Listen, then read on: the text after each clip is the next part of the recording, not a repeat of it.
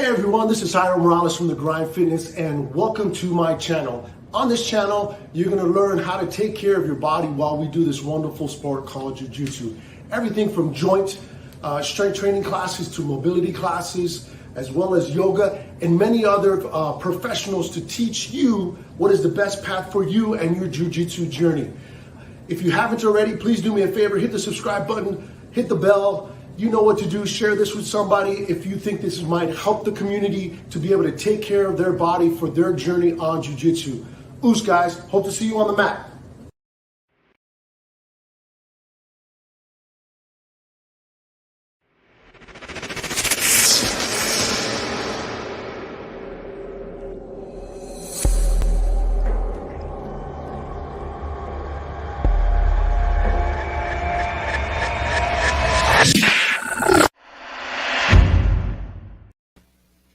Hey, what's up guys? How are we doing today? Welcome to another edition of Recovery Sunday with Wellness for Jiu-Jitsu. I'm Submission Yogi. Thanks for joining us. And today, normally what we do here is to lead you through a restorative recovery style 30-minute practice every Sunday that helps you to unwind at the end of your week, hopefully a week of hard training. And our purpose is to allow you to train hard and feel good. So that's what we're about here. And normally that's what we do is a nice 30-minute restorative class. But last week, if you were live with us or if you checked out last week's episode, we did a little bit of a workshop. We're really connecting jiu-jitsu and yoga in some very specific ways so that you can see and feel how yoga can benefit your jiu-jitsu and how the two just have a symbiotic relationship. And if you're not familiar with yoga, then that's perfectly okay. You might not recognize some of the names, but you're going to recognize some of the positions because what we're workshopping today is specific jiu-jitsu tools from a yoga perspective. So things like breathing for jiu-jitsu, turtle, shrimping, framing and posting, grandies, and getting upside down, getting inverted. So we're going to cover those different things with some yoga poses and some yoga philosophy and ideas to help you be able to do these things efficiently, effectively, and feel good while doing them, because these are all tools that you need to have in your jiu-jitsu basket in order to be a successful jiu-jitsu player. So let's explore them with yoga, starting, of course, with the breath. This is fundamental to every yoga practice. We have lots of different breathing practices we like to do in yoga. One of the most common ones, we call it Ujjayi Pranayama.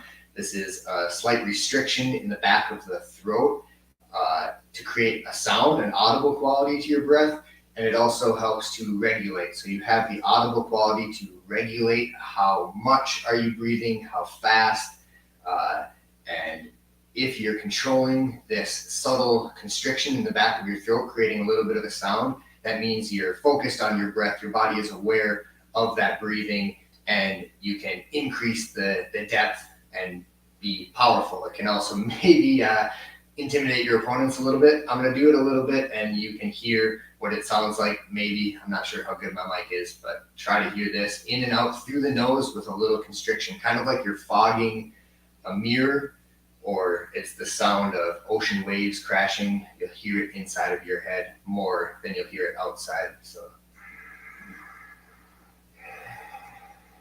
give it a shot, see if you can do it.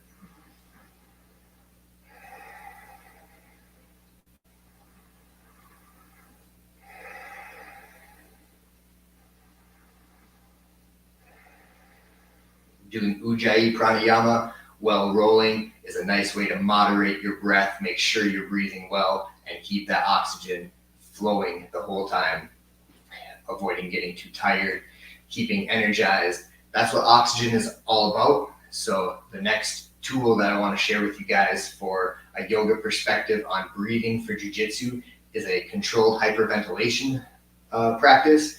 So we're boosting the oxygen in our body with 30 or so big deep breaths. So I like to describe this breath as a balloon breath, but you're the balloon. So you're blowing up a balloon fully in.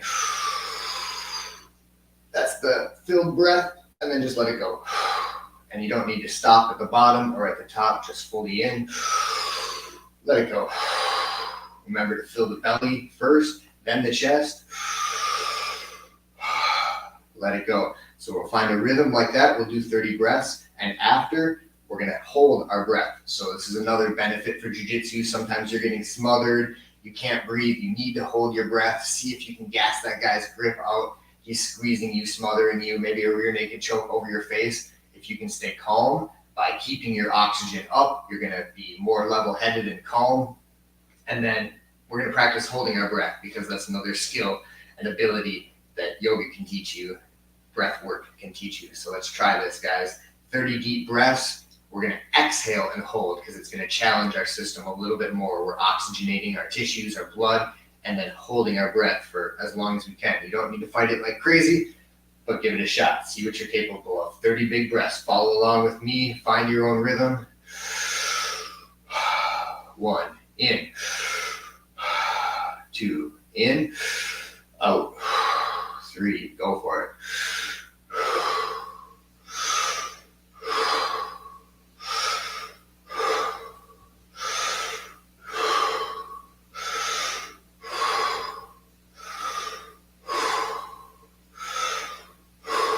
That's 10. Keep going. 20 more. You should start to feel a little lightheaded, a little tingles in the feet and fingers. No problem. Ride it out. Increase those sensations.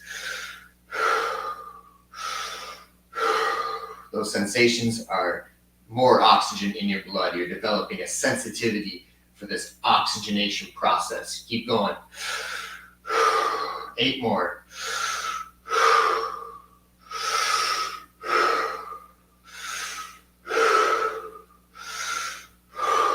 5, 4, 3, 2 breaths. Last big deep breath. Let it go. Last one. Fully in. Let it go. And hold. Relax everything. Close your eyes. You don't need to breathe. You're okay. Fight that first urge to breathe.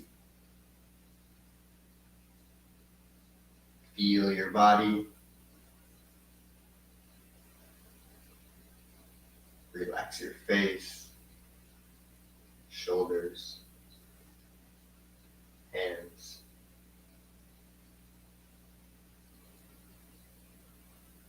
Find that peace with the breath hold. You're just fine. These are things you can tell yourself in jiu-jitsu when you need to hold your breath. You're okay, but don't pass out. So when you need to breathe, take a full deep breath in, and let's hold it for 15 seconds.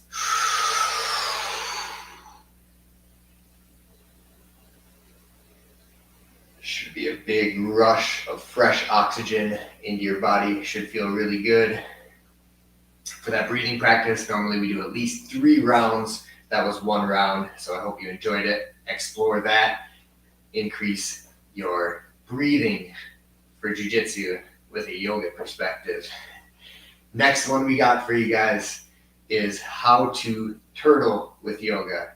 So we kind of have the same pose in yoga, turtle. We call it child's pose. Follow along. Big toes come to touch. Knees can be as wide or together as feels good for your hips. Wider is going to be a little bit more of a hip stretch. Together, we're going to stretch more into the low back.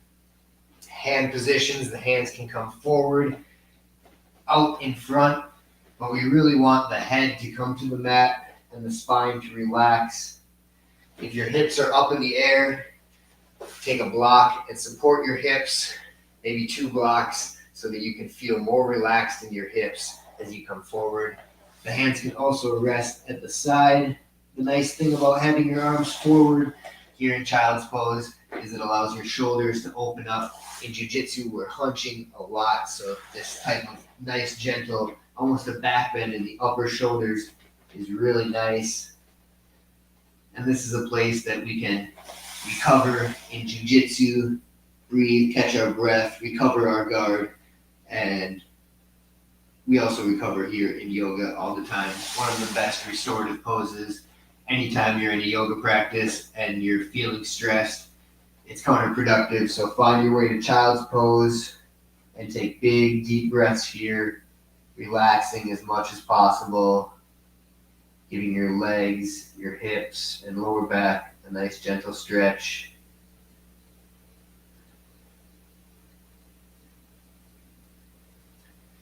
Spend at least 5 breaths in that pose whenever you do it, maybe even a lot more. Enjoy it. All right, guys, give me a second.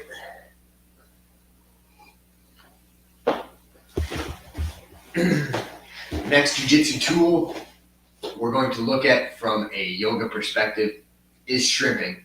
One of the most basic poses, one of the most basic things that we do in jiu-jitsu. Anytime we're on our back, we need to be able to bridge our hips and then move our hips backwards. So it's essentially 3 yoga poses combined.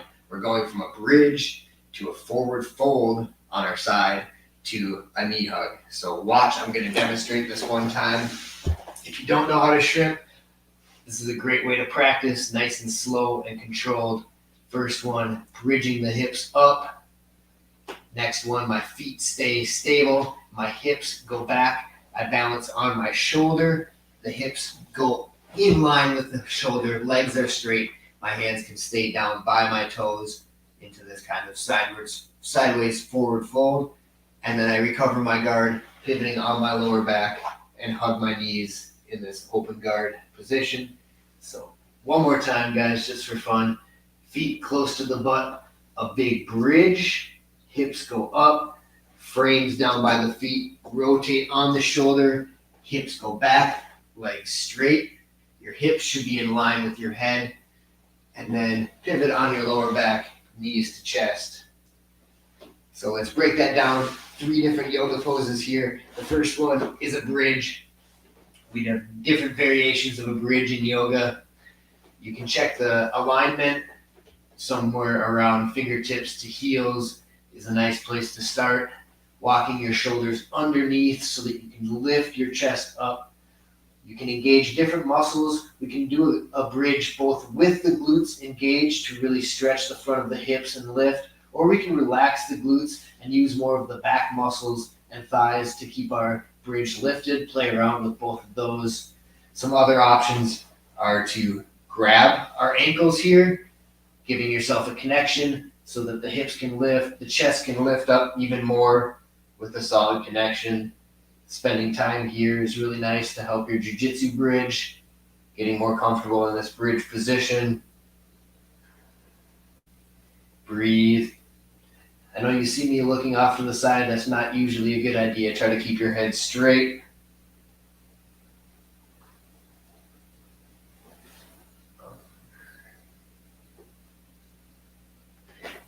Other versions, interlacing the fingers underneath the butt and lifting the hips helps to squeeze the shoulder blades together to get a sensation in that middle upper back area. Another one that I really like is to support the hips with the elbows on the ground, like you build a stand with your forearms so the hips can rest in the hands. Adjust the feet so that your knees are above your ankles, and just relax here. Should be a nice stretch in the low back, opening up the chest. So there's some bridging options. It's going to help your jiu-jitsu. The next spot that we're in for a shrimp is a forward fold. Stay this way. So talking about the forward fold, this is going to help you to shrimp. It's going to help you to get upside down. It's having nice loose hamstrings and a relaxed spine. So those are 2 things we develop by doing the seated forward fold. I suggest bending your knees a lot in the beginning so that you can keep your back nice and straight. If we have straight legs and we start to lean forward, we tend to pull in the lower back, and that's really kind of counterproductive. We want to stretch the hamstrings and relax the back most of all. So bending the knees as much as you need to get a nice connection of your belly to thigh as you lean forward with a straight back, leading with your chest. And then the feet can start to straighten out. You'll feel the engagement, hopefully in the back of the legs. Pull the toes back. You can connect your hands to your shins or your feet. And once you've got the nice stretch in the back of the legs, then you can let your spine relax, your head hang. This is a nice recovery, restorative pose. Spend at least 5 breaths here or much longer, 5 to 10 minutes, no problem. Don't go too deep. Get comfortable in this position. Part of your shrimp.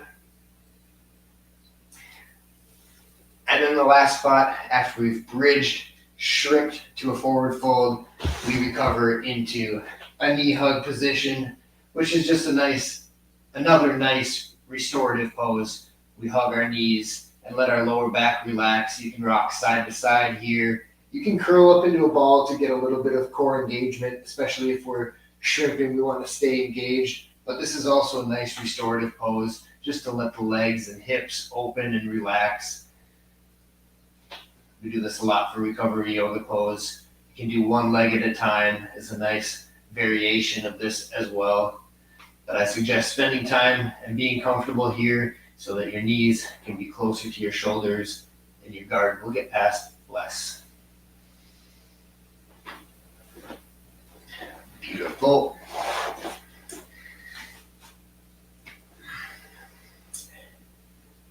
The next jiu-jitsu tool we're going to look at from a yoga perspective is framing and posting. So this is something we do in yoga a lot, as in using our arms to support our upper body, starting with a plank to downward facing dog, upward facing dog. These are all things that we use in yoga that are very correlated to jiu-jitsu movements, because we're framing and posting in jiu-jitsu all the time as well. Some important things to think about as we're getting into these kind of arm balancing positions is to spread your fingers really wide.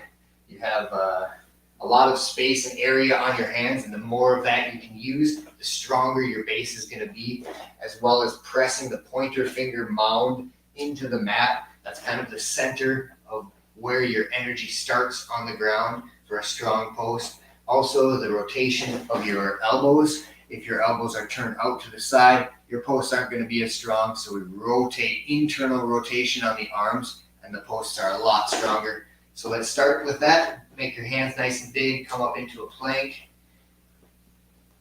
Another important thing is the scapular position. So we want to protract our scapulas down. Don't sag into your scapula. Don't sag into the lower back. Keep everything strong and straight, core engaged, scapulas pressed away. Rotate the armpit and the elbow pits forward, so internal rotation, and you have a nice strong post here. You can stay here for a long time, or maybe we move into a downward dog. So the arms stay straight, bend the knees, lift the hips, downward dog.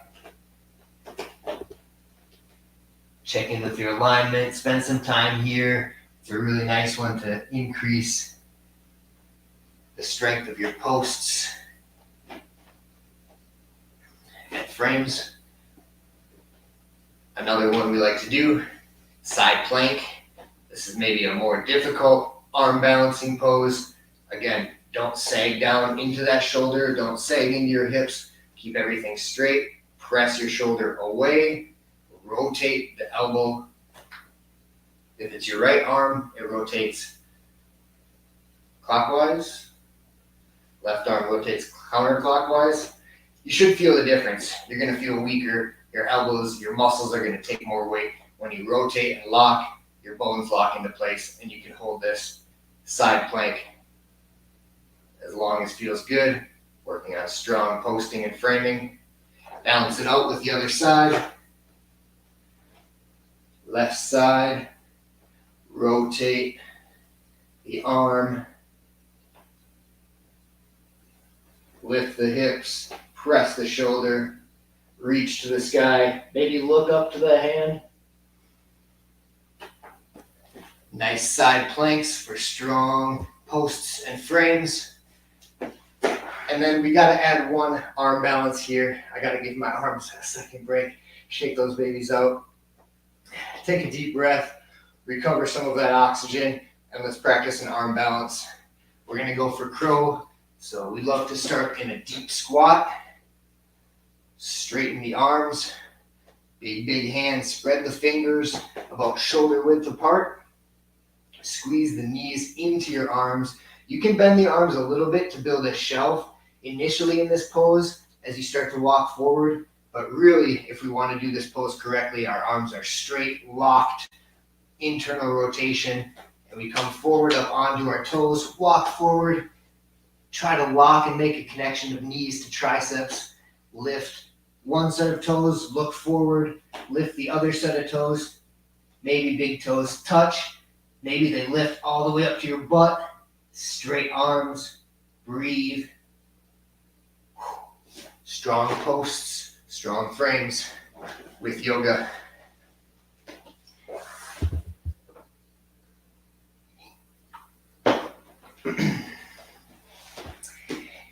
Let's keep moving, guys. Next one we're going to work on is how to Granby with yoga. So the Granby is really important for guard players, for guard recovery, and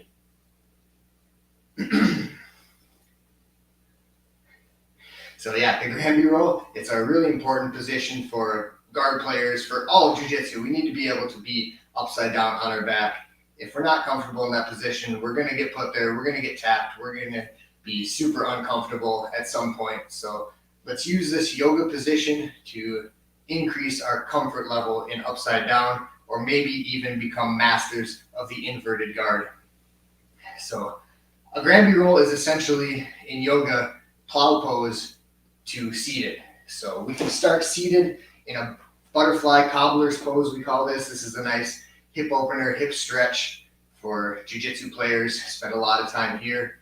And to Granby roll from here, we're simply falling to our side and then lifting our hips on that bottom shoulder with the feet, one bottom foot, lift the hips, tuck the chin, and boom, we're upside down.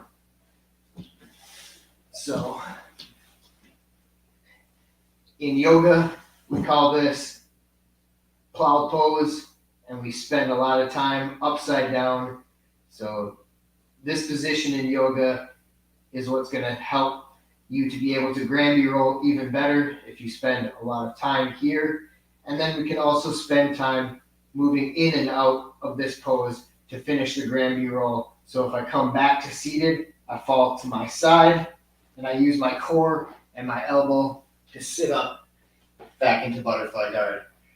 So I can do a Granby roll with some momentum and just let my hips carry myself across my shoulders. My back never touches the mat. I simply roll over my shoulders, tuck my chin, and come back up seated.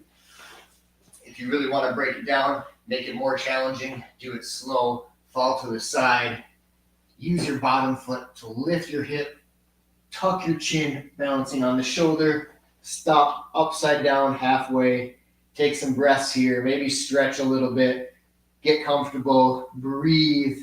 This is a hard position to breathe in, but it's really important to get comfortable, to take big deep breaths here. After you've had enough, coming back down to the other side nice and slow, foot to the mat, hips come down, and I sit up back in my cobbler's pose. So there's a Granby roll from a yoga perspective. Give it a shot. So the last one we've got for you today with this How to Jiu-Jitsu with Yoga workshop is upside down guard, inverted, how to invert with yoga. So playing inverted guard is not for everyone, perhaps, but if you want to improve your jiu-jitsu, get good at fighting with your legs, fighting off of your back, being able to go upside down and get inverted is essential. And it's something we do in yoga a lot, like we just looked at with the Granby. For upside down guard, it's essentially a for upside down guard, it's essentially plow pose. So plow pose, we're upside down on our shoulders, and we can get there a little bit of an easier way if we're really not comfortable, just laying on our back and starting to lift our hips up with our hands and our elbows into the mat so that our hands can walk up our back, lower back, and start to support ourselves here upside down. If we want, the legs can go up more in the air to stimulate some blood flow, or they can relax in this shoulder stand plow pose. Don't be like me and look off to the side. Keep your head straight and work on breathing here.